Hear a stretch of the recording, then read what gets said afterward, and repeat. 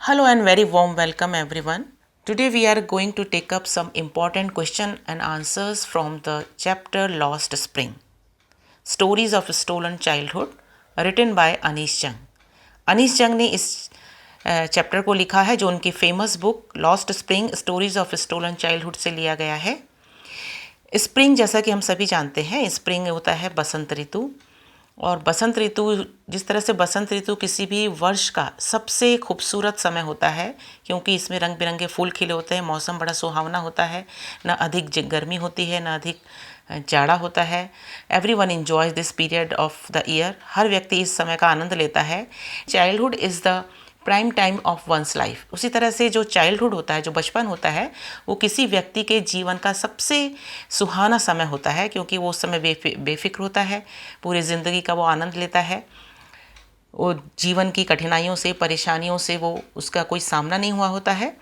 लेकिन जब उसी बचपन को जीवन की परेशानियों का सामना करना पड़ता है और 2 वक्त की रोटी कमाने के लिए बहुत ही कठिन परिश्रम करना पड़ता है, बहुत ही विषम परिस्थितियों में कार्य करना पड़ता है, तो कहीं ना कहीं हम कह सकते हैं कि जो चाइल्डहुड है, जो बसंत है, वो कहीं ना कहीं खो गया है। तो इस चैप्टर में जो हमारी लेखिका है अनीश जंग, उन्होंने 2 कैरेक्टर्स, साहिब और मुकेश, साहिब एक रैक पिकर है और मुकेश एक बैंगल मेकर है, जो कि बहुत ही गरीब परिवार से संबंध रखते हैं और स्लम एरिया में वो लोग रहते हैं। और their life is full of sorrows and miseries. उनकी जो जीवन है बहुत ही ज़्यादा परेशानियों से और दुख से भरा हुआ है। They are victims of vicious circle. वो अपनी इस गरीबी से बाहर निकल ही नहीं पा रहे हैं। तो इन डिप्राइव्ड बैकग्राउंड वाले बच्चों के लिए, इन पावर्टी स्ट्रिकन बच्चों के माध्यम से, through the characters of Sahib and Mukesh, the author wants to tell us that this childhood should not be lost. ये बचपन जो है वो खोना नहीं चाहिए। तो आइए, let's learn something more about the chapter through the question and answers. And the first question is, what is the theme of the Lost Spring? Lost Spring chapter की theme क्या है? The theme of the chapter is perpetual poverty of certain groups of people as well as the traditions that force poor children to live a life of exploitation. Their best part of life is lost in the demands of survival, and the message is to put an end to child exploitation and allow all children to enjoy the joys of spring. तो जैसा कि मैंने पहले भी इसका जिक्र किया, इस पाठ की जो थीम है, इस पाठ में जिस टॉपिक को उठाया गया है, जो इसकी विषय वस्तु है, वो एक कभी ना ख़त्म होने वाली गरीबी है। परपीचुअल means never ending, ever lasting, कभी ना ख़त्म होने वाली। पॉवर्टी मीन्स गरीबी। किन की कभी ना ख़त्म होने वाली गरीबी के बारे में बात हो रही है? कोई विशेष समुदाय के लोग हैं, कुछ ऐसे ही ग्रुप हैं जिनकी जो गरीबी है वो ख़त्म ही नहीं हो रही है। परपीचुअल का मतलब क्या होता है? कभी ना ख़त्म होने वाली इन द सेंस कि हमारे परदादा गरीब थे, हमारे दादा गरीब थे, हमारे फादर गरीब हैं और हम भी गरीब हैं। यानी पीढ़ी दर पीढ़ी वो लोग उस गरीबी के जंजाल से बाहर ही नहीं निकल पा रहे हैं। That is called परपीचुअल poverty. साथ ही साथ उनकी कुछ परंपराएं हैं जिनके द्वारा वो इस गरीबी से बाहर नहीं निकल पा रहे हैं। साथ ही साथ वो गरीब बच्चे जो कि एक्सप्लॉयटेशन में फंस जाते हैं और इसी गरीबी के कारण वो लोग एक्सप्लॉयटेशन मीन्स शोषण, है ना। When we treating someone unfairly in order to benefit them from them. जब हम किसी व्यक्ति से अच्छे से व्यवहार नहीं करते, ज़्यादा काम लेते हैं और कम पैसा में काम करवाते हैं अपने फ़ायदे के लिए, दैट इज़ कॉल्ड एक्सप्लॉयटेशन, और हिंदी में इसे कहते हैं शोषण। आप बच्चों कमेंट बॉक्स में मेरे को लिख करके बताइए कि what is the meaning of exploitation and what is the meaning of perpetual. Their best part of life is lost in the demands of survival. The message is to put an end. क्योंकि उनके जीवन का और इसी exploitation के कारण, इसी गरीबी के कारण उनके जीवन का जो प्राइम टाइम है, जो बेस्ट पार्ट है, यानी उनका जो चाइल्डहुड है, वो अपने जीवन के सर्वाइवल यानी जीवन संघर्ष में ही बीत जाता है। 2 वक्त की रोटी कमाने में ही उनका पूरा बचपन बीत जाता है और बचपन का वो आनंद ले ही नहीं पाते हैं। द मैसेज, इस पार्ट का मैसेज ये है कि इस तरह का जो चाइल्ड एक्सप्लॉयटेशन है, जो बाल शोषण है या जो बाल श्रम है, उस पर बैन लगाया जाए, उसको रोका जाए और इन बच्चों को उनके जीवन के बसंत का पूरा आनंद लेने दिया जाए। यही इस पार्ट का थीम है। Now we come to the next question, and the next question is, What is Sahib looking for in the garbage dumps? Where is he and where has he come from?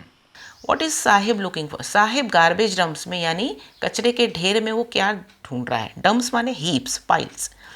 कचरे के ढेर में वो क्या ढूंढ रहा है और वो अभी कहाँ पर है और कहाँ से वो आया है?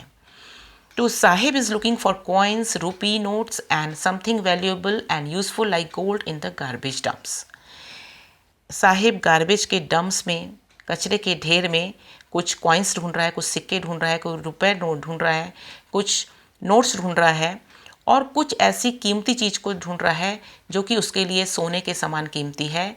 सोने के समान कीमती का मतलब क्या है कि उन चीज़ों को, जो कचरे के ढेर में उनको जो चीज़ें मिलती हैं उनको ढूंढ करके, उनको बेच करके वो अपने 2 वक्त की रोटी कमाते हैं और अपना जीवन यापन करते हैं।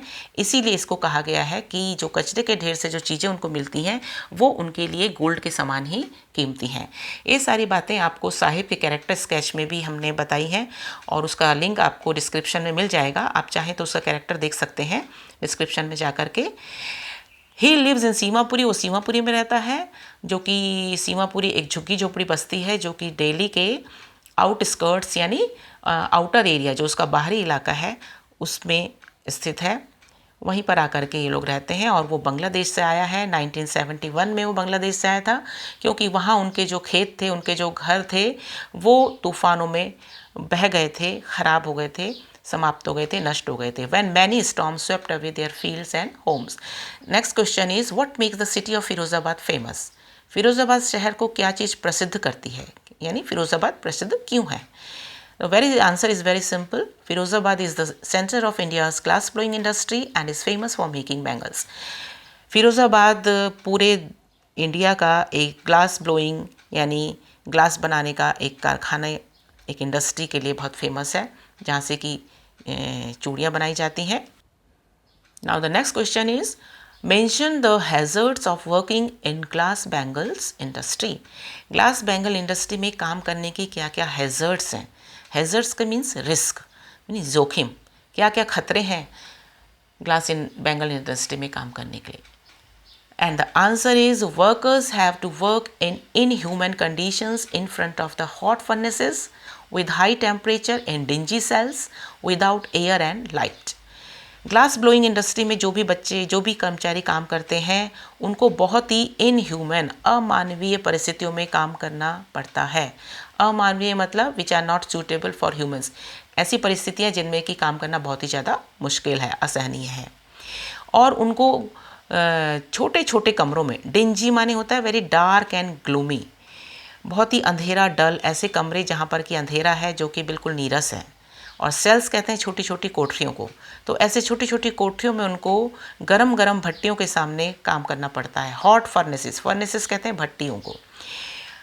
विद हाई टेम्परेचर यानी बहुत ज़्यादा वहाँ पे तापमान रहता है उन कोठरियों में और उनको ऐसी इनह्यूमन परिस्थितियों में काम करना पड़ता है। और विदाउट एयर एंड लाइट, ऐसी जगह हैं, ऐसी डिंजी सेल्स हैं वो, जहाँ पर कि हवा भी नहीं है, जहाँ पर पर्याप्त प्रकाश भी नहीं है, पर्याप्त रोशनी भी नहीं होती है। In the process they face many health problems. और इस प्रक्रिया में, यानी इस तरह से काम करते करते, सुबह से लेकर शाम तक वो लोग काम करते हैं, कई कई घंटे, और इस तरह काम करते करते उन लोगों को बहुत सारी हेल्थ प्रॉब्लम, स्वास्थ्य संबंधी समस्याएं हो जाती हैं, जिसमें कि they often become blind. Respiratory problem होती है, श्वसन संबंधी, सांस लेने से की प्रॉब्लम उनको हो जाती है। और अधिकतर ग्लास को जो पॉलिशिंग करने से जो डस्ट निकलती है, जो धूल निकलती है चूड़ियाँ बनाने की प्रक्रिया में, उस धूल से वो कभी कभी अंधे भी हो जाते हैं। तो हम कह सकते हैं कि ग्लास ब्लोइंग इंडस्ट्री में उनको काम करने से बहुत ही ज़्यादा हेल्थ प्रॉब्लम्स होती हैं। Now we come to the next question. What explanation does the author offer for the children not wearing footwear? इस पार्ट में हम देखते हैं कि ऑथर जो है, लेखिका जो है, एक नंगे पैर घूमने वाले बच्चों की टोली से अक्सर मिलती रहती है।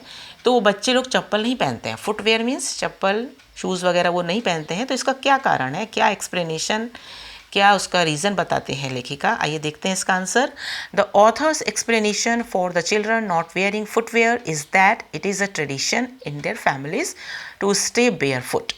वो कहती हैं कि बच्चे लोग जो नंगे पैर रहते हैं, अपने फुटवेयर नहीं पहनते हैं, उसका एक कारण है कि ये उनका एक ट्रेडिशंस है, उनका एक परंपरा है, उनका एक रीति रिवाज है कि नंगे पैर ही रहना है। However, it is an excuse to explain the never ending poverty. हालांकि ये जो उनकी कभी ना ख़त्म होने वाली गरीबी के लिए एक एक्सक्यूज़ होगा, एक बहाना है। असली रीज़न क्या है?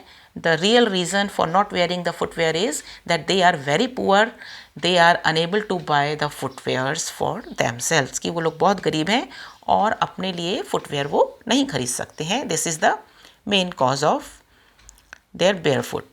Now the question number 6, is Sahib happy working in the tea stall? क्या साहिब टी स्टॉल में काम करके खुश है? आइए इसका आंसर क्या है देखें। No, Saheb is not happy working at the tea stall although he is paid 800 rupees and all his meals. यद्यपि साहिब को 800 रुपये मिलते हैं और उसके पूरे दिन भर का खाना मिलता है, मील्स माने भोजन, तीनों टाइम का उसको भोजन मिलता है, लेकिन इसके बावजूद साहिब जो है टी स्टॉल यानी चाय की दुकान पर काम करके खुश नहीं है। Now he feels bound and burden. वो खुश क्यों नहीं है? क्योंकि अब वो अपने आप को बंधा हुआ महसूस करता है, बाउंड महसूस करता है और बर्डन महसूस करता है। उसको बहुत भारीपन का एहसास होता है। His carefree look has disappeared. उसके चेहरे का जो बेपरवाह लुक था, जो बेपरवाही उसके चेहरे पर झलकती थी, वो अब गायब हो गई है, क्योंकि वो अब वहाँ काम करके खुश नहीं है, क्योंकि उसको वहाँ पर दूसरे के अंडर में काम करना पड़ता है। अब वो अपना खुद का मालिक नहीं है। The steel canister seems heavier than the garbage bag. इसीलिए उसको जो चाय का जो कैनिस्टर है, स्टील कैनिस्टर जिसमें वो चाय लेके जाता है, वो उसको उसके गार्बेज बैग से ज़्यादा भारी महसूस होता है। क्यों? क्योंकि गार्बेज बैग लेके जब वो जाता था तो वो अपनी इच्छा से वो सब काम करता था, उस काम करने में उसे खुशी मिलती थी, इसलिए वो उसको भारी भी नहीं लगता था। लेकिन स्टील कैनिस्टर यानी चाय की दुकान में काम करके उसको खुशी नहीं मिलती है, इसलिए उसको स्टील कैनिस्टर भारी महसूस होता है। और now he is no longer his own master, क्योंकि अब वो अपना मालिक नहीं है, अब उसे किसी दूसरे के लिए काम करना पड़ता है। You can write this whole paragraph in the character sketch of Saheb. Now we come to the next question. How is Mukesh's attitude to his situation different from that of his family? अब जो दूसरा character है इस chapter का वो है मुकेश, जो कि एक बैंगल मेकर है, एक चूड़ी बनाने वाला है और उसका परिवार भी बहुत गरीबी में रहता है। तो यहाँ पे ये पूछा गया है कि मुकेश का जो फैमिली है वो ये सोचती है कि हमारा जो काम करना है, हमारा जो चूड़ी बनाने का काम है वो हमारा ट्रेडिशंस है, हमको उसे करना ही है। लेकिन मुकेश कुछ अलग करना चाहता है, तो इसीलिए पूछा गया है कि मुकेश का जो एटीट्यूड है, उसका जो दृष्टिकोण है जीवन के प्रति, काम करने के प्रति, वो अपने परिवार से अलग क्यों है। आइए इसका आंसर देखते हैं। Mukesh family works in the bangle industry and they blame their destiny and God given lineage for being in a grim situation that can never be broken. Mukesh का जो परिवार है वो एक बैंगल इंडस्ट्री में काम करता है, जो पीढ़ी दर पीढ़ी काम करता आ रहा है, और इसके लिए वो दोष किसको देते हैं कि ये उनका भाग्य है, डेस्टिनी है, यानी उनका भाग्य में यही लिखा है काम करना, तो हमको यही काम करना चाहिए और यही जो है भगवान की भी इच्छा है। ये जो लीनिएज है, जो परंपरा है, जो ट्रेडिशंस है उनका चला आ रहा, वो भगवान के द्वारा है, ये उनका भाग्य है। और हम इस ग्रिम सिचुएशन में, इस जो कठिन परिस्थिति है, जो हमारा जो स्थिति है, उसको हम तोड़ नहीं सकते हैं। It can never be broken, इसको तोड़ा नहीं जा सकता, यानी हम इस काम को कभी छोड़ नहीं सकते, हमको ये करना ही पड़ेगा, ऐसा उसका फैमिली मानती थी। जबकि however Mukesh thinks differently and wants to be a motor mechanic even though he has to walk a long way to garage from the home. हालांकि जो मुकेश है वो अपने परिवार से थोड़ा अलग सोचता है, वो एक मोटर मैकेनिक बनना चाहता है। He doesn't want to be a bangle maker, वो इस चूड़ी बनाने वाला नहीं बनना चाहता, वो एक मोटर मैकेनिक बनना चाहता है। He wants to drive a car, वो एक कार चलाना चाहता है। हालांकि जो उसके घर से लेकर के जो कार के गैराज का रास्ता है वो बहुत लंबा है। Even though he has to walk a long way, garage तक पहुंचने के लिए उसको एक बहुत लंबी दूरी तय करनी है। इसका मतलब ये है कि अभी उसको मोटर मैकेनिक बनने के लिए बहुत सारे रास्ते तय करने हैं, बहुत सारी परेशानियों को पार करना है, क्योंकि उसका मोटर मैकेनिक बनना इतना आसान नहीं है जितना कि वो सोचता है। And the question number 8, describe the irony of Saheb's name. Saheb के नाम की क्या आयरनी है? यानी आयरनी माने when we think something and the meaning is different, क्या विरोधाभास है उसके नाम में। Saheb's full name is Saheb Alam which means lord of the universe, जिसका अर्थ है कि पूरे ब्रह्मांड का स्वामी। और ये साहिब आलम जो उसका नाम है उससे एकदम विपरीत है, क्योंकि साहिब जो है वो एक छोटा बालक है जो कि नंगे पैर रहता है और कचरा बीनने का काम करता है, जो कि एक बहुत ही गरीब परिवार से संबंध रखता है, जिसको कि 2 वक्त का खाना भी पूरी तरह से नसीब नहीं होता और 2 वक्त का खाना प्राप्त करने के लिए भी उसको बहुत संघर्ष करना पड़ता है। इसीलिए हम कह सकते हैं कि जो उसका नाम है साहिब आलम, उसका अर्थ एकदम ही उसके जीवन से एकदम ही अलग है। इसीलिए हम कह सकते हैं कि उसका नाम जो है वर्तमान परिस्थिति से बिल्कुल भी मेल नहीं खाता है। Now the next question is, and this is the very important question of this chapter, what forces conspire to keep the workers in the Bengal industry of Firozabad in poverty? Conspire माने होता है साजिश करना, षड्यंत्र करना। To keep माने रखना the workers in the Bengal industry of Firozabad in poverty. Firozabad के जो बेंगल इंडस्ट्री में काम करने वाले जो वर्कर्स हैं, जो काम करने वाले जो लोग हैं, वो गरीबी का जीवन जीते हैं। तो क्या कारण है कि वो गरीब ही रहते हैं हमेशा, वो कभी अमीर नहीं बन पाए? तो आइए इसका आंसर देखते हैं। इस चैप्टर के अनुसार there are 2 words, one is their party, caste and traditions, the other is certain forces like money lenders, the middleman, the policeman, the keepers of law. The bureaucrats and the politicians conspire to keep the workers in the Bengal industry of Firozabad in poverty. यहाँ पर लेखिका बताती है कि जो ये bangle makers की जो फैमिली है, वहाँ पर 2 उनके संसार हैं। 2 कारण वो बता रही है मेन रूप से। एक तो कारण है, पहला कारण हम कह सकते हैं कि क्या षड्यंत्र है। पहला कारण तो ये है कि वो बहुत ज़्यादा गरीब हैं। एक उनकी जाति कह सकते हैं कि उस पीढ़ी के, उस जाति के, उस समुदाय के लोग यही काम करते आ रहे हैं, उनकी परंपराएं हैं।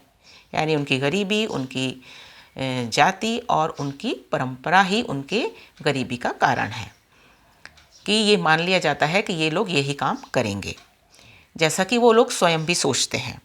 और दूसरा जो एक और कारण है कि कुछ फोर्सेस हैं, कुछ ताकतें हैं, जैसे कि मनी लैंडर्स हैं, साहूकार हैं, मिडिल मैन हैं, बिचौलिए हैं, कुछ पुलिसमैन हैं और कुछ कीपर्स ऑफ लॉ हैं, कानून के रखवाले हैं, वकील हैं, कुछ ब्यूरोक्रेट्स हैं, अफसरशाह हैं, अफसर हैं, और साथ ही साथ कुछ पॉलिटिशियंस हैं, कुछ राजनीतिज्ञ हैं, या कह सकते हैं हमारे जनप्रतिनिधि हैं।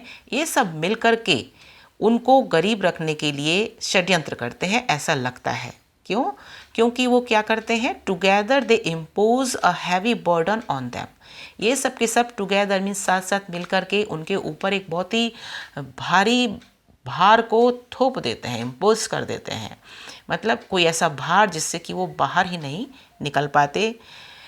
They don't let them come out of this vicious circle. वो उनको इस विशियस, इस कुचक्र से बाहर ही नहीं निकलने देना चाहते, है ना। They make them victim of this vicious circle. इस कुचक्र का उन्होंने उनको शिकार बना लिया है। मतलब इसका कहने का मतलब है कि दे एक्सप्लॉइट देम, तो उनका शोषण करते हैं, उनसे बहुत काम लेते हैं और उनको कम पैसा देते हैं। इसलिए वो उनको कम पैसे में उनको कर्मचारी मिल जाते हैं, तो उनको बाहर ही नहीं निकलने देना चाहते अपने फ़ायदे के लिए। तो हम इसलिए कह सकते हैं कि ये सारे के सारे लोग मिलकर इनके खिलाफ षड्यंत्र रचते हैं। Now we come to the end of this video and let's end this video with this positive note. There is always light at the end of the tunnel. Tunnel कहते हैं सुरंग को। सुरंग के अंत में हमेशा प्रकाश होता है, यानी कि अंधेरा हमेशा नहीं रहता, कभी ना कभी प्रकाश होगा। कठिनाइयाँ ज़्यादा दिन नहीं ठहरती, हमेशा मुश्किलों के बाद खुशी आती है।